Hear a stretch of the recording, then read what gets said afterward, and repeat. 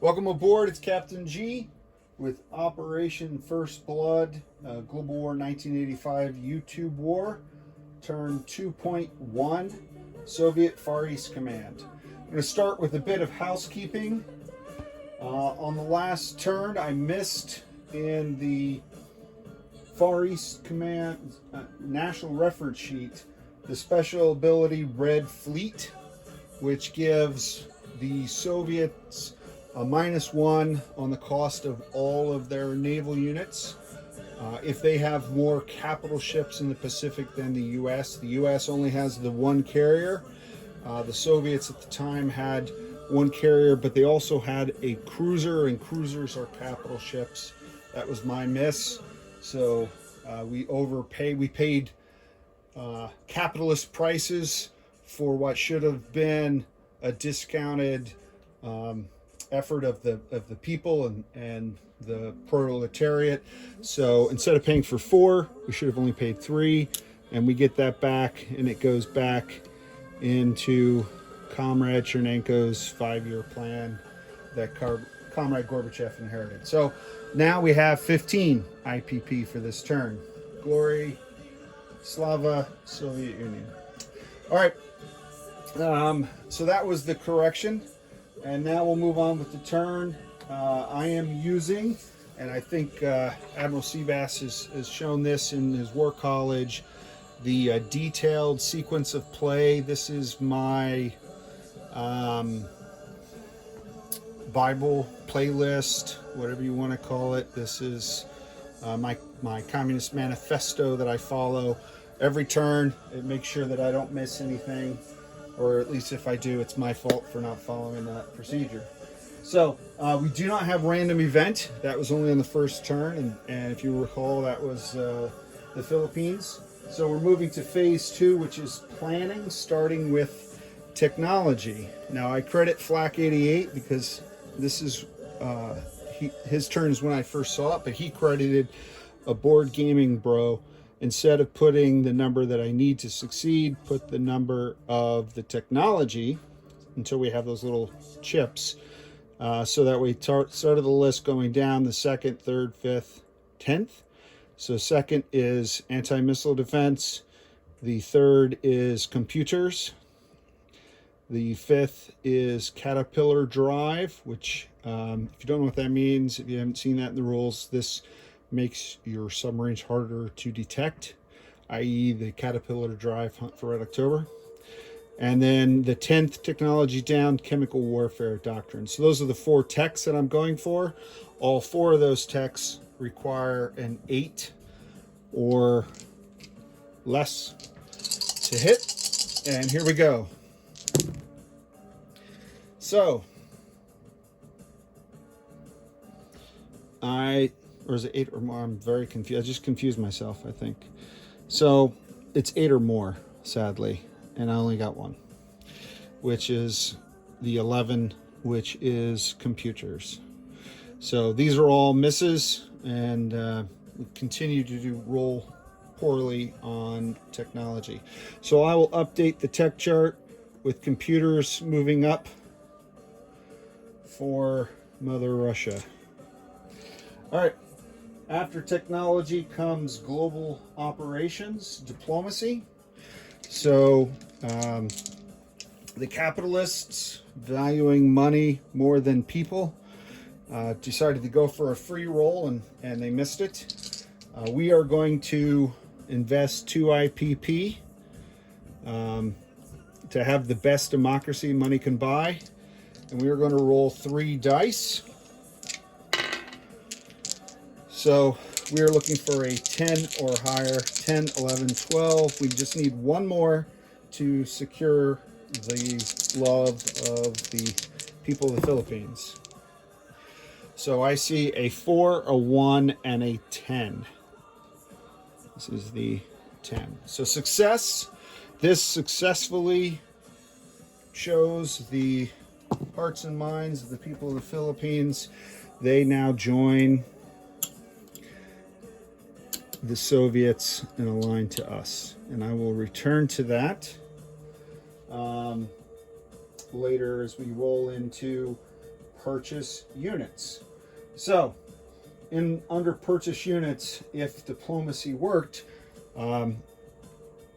we immediately spend the 4 IPP invested in the country to buy a military unit.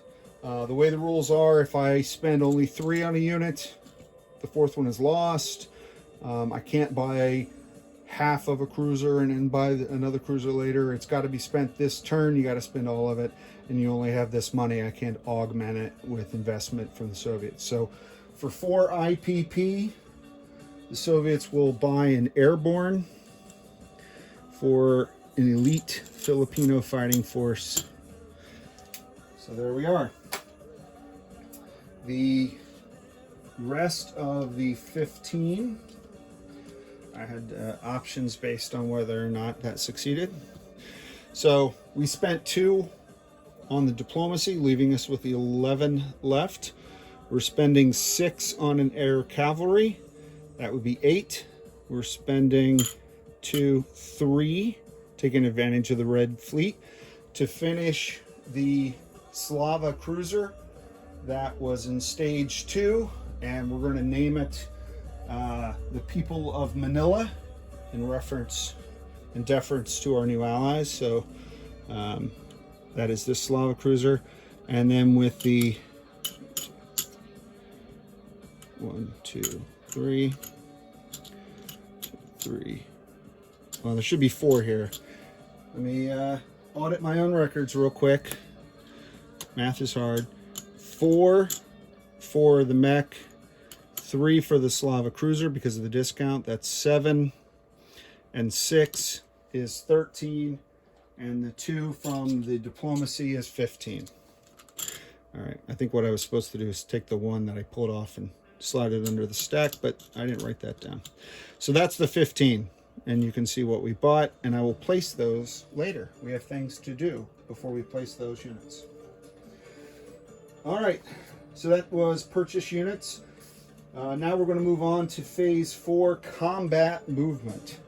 Now, for that, let me take you up onto the board and pardon the adjustment of the cameras. Bring you down here. So here, I noted the little space symbol so I could find it, is the space launch facility. The Soviets have one, the US has one, I don't know if it's on the East Coast or West Coast side, and the Chinese have one right here. This allows us to launch satellites, and during the combat movement phase is when you launch satellites. So I didn't launch one last time, but we are going to launch our very own spy satellite, and we are going to put that onto our dashboard, put it in orbit. And now with the help of that spy satellite and Flak 88's video, I am going to correct one other thing, which is the US carrier on my video was the 62, but on his it's the 65. So that's a different carrier and a different air group. So we're going to get rid of Payback, and we're going to bring in, and this is just for fun, it has nothing really to do with the capabilities of a satellite and identifying the ship. This is just me wanting to match. So if he talks about what his carrier, the USS Enterprise, does, it matches what's on my board. So there you go. So that's a spy satellite launch. That's the only combat movement. And I only did it during that turn because that's when you launch satellites.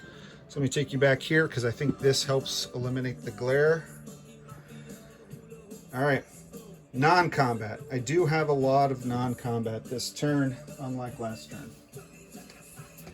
So, under non-combat,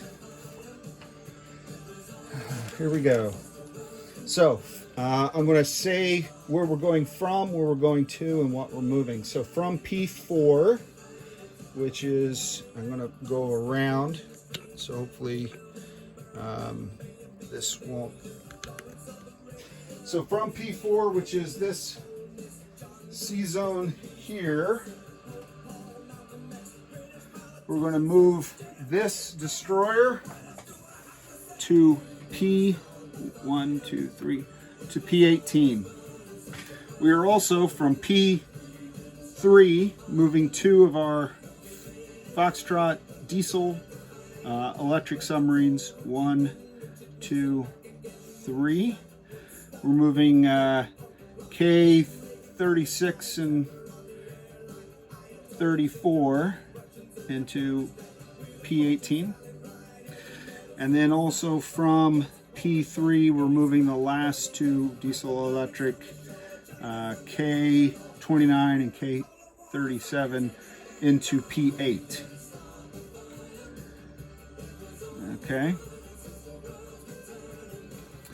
From, and I'm going to task force this out. Where's my Soviet fleet?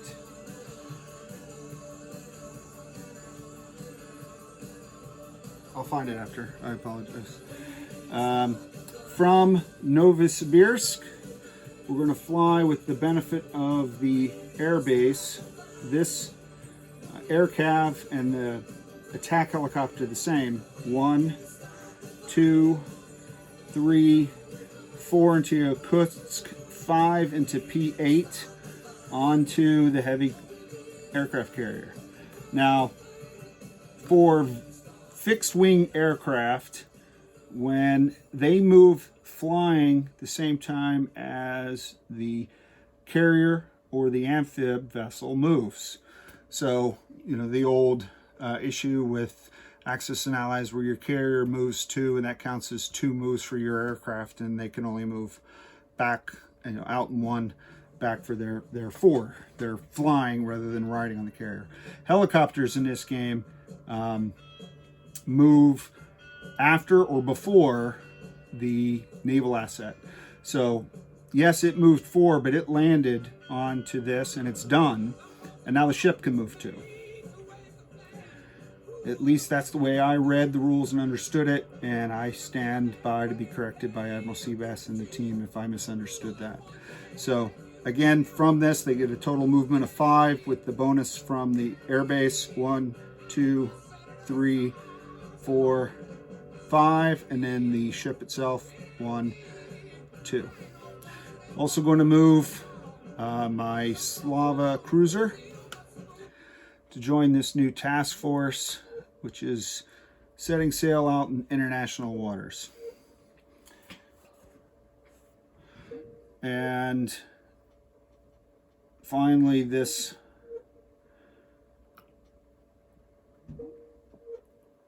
other aircraft carrier, heavy cruiser with a fighter and attack bomber, and this Victor 3 nuclear attack submarine into that battle group. Okay.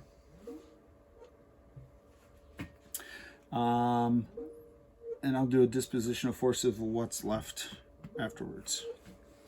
Okay. Oh. All right. Other movements. Let me just take my list, and I'll stay here because I can reach it better. And I believe, let me just check that you can still see everything. Alexa has lost her Wi-Fi connection, so she's no longer playing music, but we can still finish the turn. All right, so that's all of the naval movements. I am going to move this airborne with this base. I can fly 3 and fly really just 1, 2 to Novosibirsk. I'm sorry, to Vladivostok. So I am going to form the Army Task Force if I can't find my naval one, but I will chip it out later. So I'm going to take the units that are there. Nothing's moving out yet. Onto the Task Force Maka. I'm going to leave the AA there. Okay. And I just moved all of the next-gen MBTs and the artillery into there. as well as the airborne who flew from the airbase.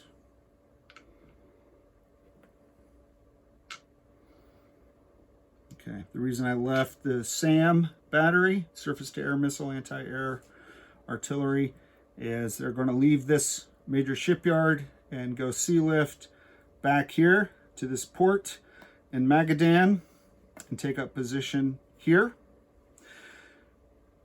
This fighter in Novosibirsk is going to air redeploy to the Philippines, which I believe I can do. If I cannot do that, I will go to the air base in South Vietnam, but I think I can go here. I'll let the team correct me if that is wrong. I did the Amur move in from southern Kazakhstan to northern Kazakhstan, 2 MBTs. From Novosibirsk to northern Kazakhstan, 1 SAM unit, another artillery. And that pretty much clears out to 2 large army groups. So just double checking I didn't miss anything. Air redeploy, sea lift, airborne, and the fleet here. All right.